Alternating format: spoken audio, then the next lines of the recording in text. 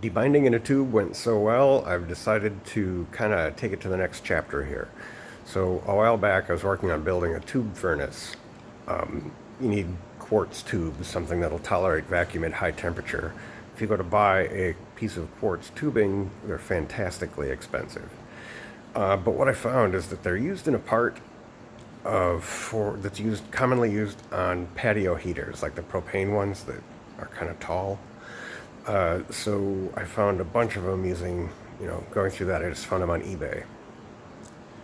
I'm not sure how far I'll get on this video today, but let's at least get the lab set up, or the benchtop test set up, and then I can run some more tests tomorrow. So let's take a look at what's going on. In the previous video I used some Pyrex tubing that I had. I did a little bit of very amateur glass blowing to come up with a test apparatus. This one ups the ante a little bit. So these are fused glass quartz tubes, and they'll tolerate heat that's quite remarkable. I mean, up around, I think, 3,000 Celsius, if I've read correctly. Maybe not quite that high, but it'll also tolerate that in a vacuum. And I'm not going to do these in vacuum. I may do that later. But for now, I'm going to flood them with argon.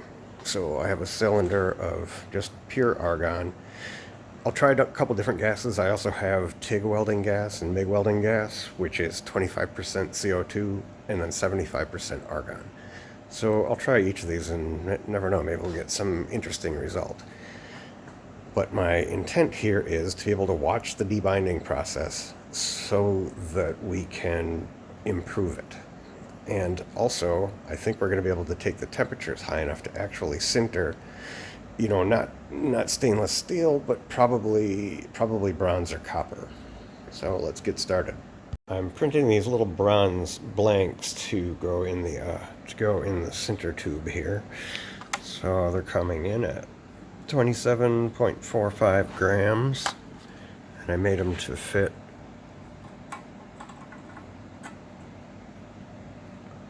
that. It's this whole setup with my sample, I just call them slugs. So with my sample sinter slug in place, and we have a temperature probe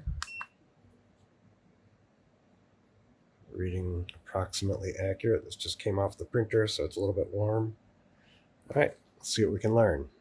In our normal sintering process, like we describe on our website, like most people do, the part is buried in a refractory. So it's buried in powdered Al2O3, pretty much anything that won't melt at the temperature that you're sintering at. In my tube sintering tests here, obviously I want to be able to see it, so we're doing it without the refractory. So it's starting to deform slightly, which I expected, but I'm just going to keep going and see what we learn. Let me take some pictures here. I'll show you a video. You can see it's starting to off gas, and it's distorting pretty heavily. That's all just from heating it up too quickly. So I'm turning on the gas.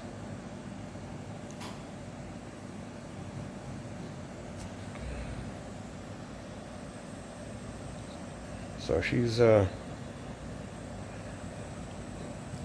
evaporating. So that's not smoke coming off of it, to be clear. It's vapor. The temperature probe here says 250, but that's not right. The probe is on top of the part. I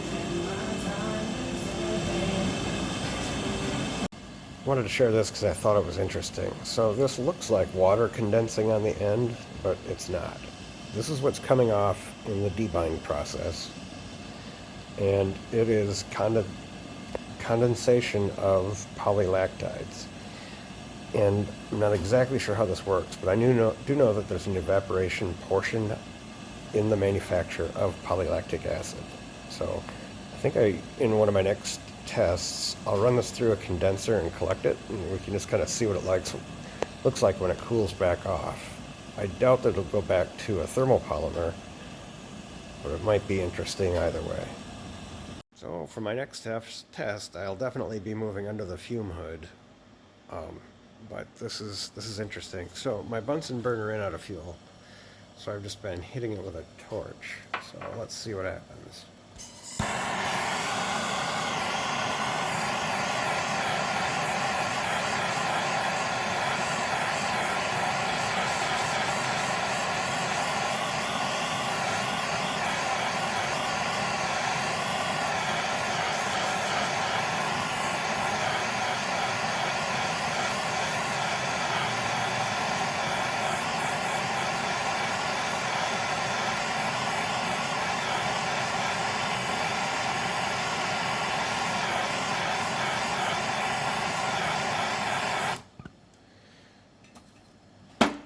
So this is interesting. The smell's starting to change as different parts of the binder kind of fraction off, a little bit like distilling. Some things will come off at lower temperatures, some things will come off at higher temperatures. But what's interesting here, and this part was a little less than a half-inch thick at its thickest point, so that's quite a lot of material. But it's still doing a fairly decent job of holding its shape. It's a little distorted from the tube, but considering there's nothing to help it maintain shape, it's doing much better than I expected. This is with the argon still flowing. It's completely debound. I'm up to, well, I just took the torch off of it. I was up to about 1200 F, and there is no binder left in there. So all that's left is bronze and likely bits of oxide. So at this point, I'm not exactly sure what holds the part together. It's some residual part of the polymer, but we're going to actually do some real-life laboratory analysis. We're going to send this stuff out and send it through a gas chromatograph or whatever they recommend is the best way to figure out exactly what chemicals remain at this stage. Throughout this process, I've been running the argon at whatever that reads. Looks like 15, but I'm not exactly sure what the unit is. It's probably liters per minute, but I'll have to look that up. I'm shooting this part of the video several days later. The part has a little road rash that wasn't necessarily related to the debind process, but I'm going to share it anyway. What I wanted to point out is that it has a fair amount of structural integrity. So you can take the brown part out, handle it, move it around, and do what you will with it. And this works well with copper and bronze, not so much with the stainless. But another interesting part, read and turn off the noise.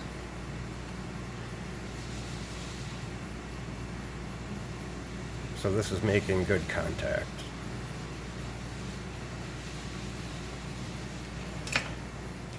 This is a picture of a fairly elaborate commercial tube furnace.